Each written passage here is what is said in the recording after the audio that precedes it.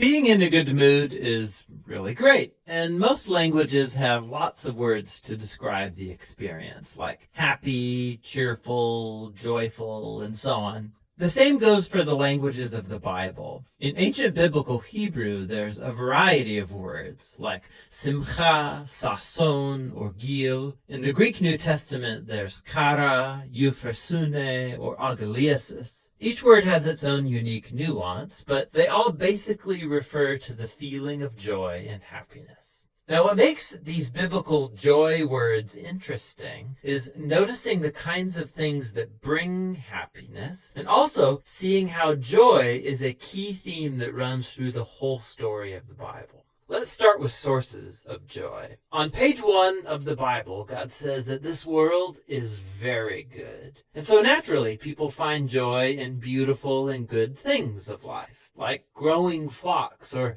an abundant harvest on the hills. The poet of Psalm 104 says, "A good bottle of wine is God's gift to bring joy to people's hearts." People find joy at a wedding or in their children. There's even a Hebrew proverb that compares the joy that perfume brings to your nose with the joy a good friend brings to your heart. However, human history isn't just a joy fest. The biblical story shows how we live in a world that's been corrupted by our own selfishness. It's marked by death and loss. And this is where biblical faith offers a unique perspective on joy. It's an attitude God's people adopt, not because of happy circumstances, but because of their hope in God's love and promise. So when the Israelites were suffering from slavery in Egypt, God raised up Moses to lead them into freedom. And the first thing the Israelites did was sing for joy. Even though they were in the middle of a desert, they were vulnerable, the promised land was still far away, they rejoiced anyway.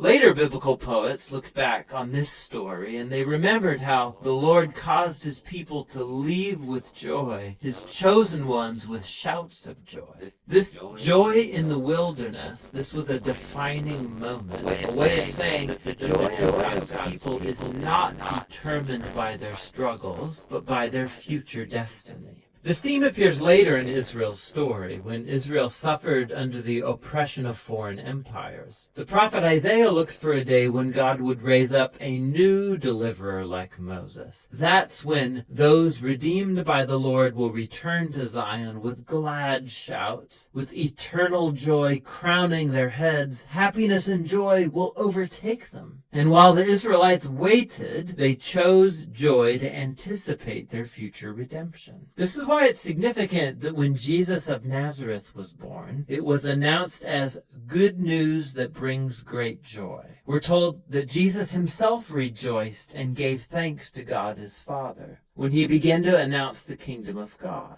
He even taught his followers the same joy in the wilderness, saying, "When people reject you or persecute you for following me, rejoice, be very glad, because your reward is great in heaven." After his death and resurrection, Jesus commissioned his followers to go out and announce the good news that he was the risen King of the world. And as they did so, the early Christian communities were known for being full of joy, even when they were persecuted. Like when the Apostle Paul was sitting in a dirty Roman prison, he could say that he's chosen joy, even if he gets executed. He called this the joy of faith, or joy in the Lord.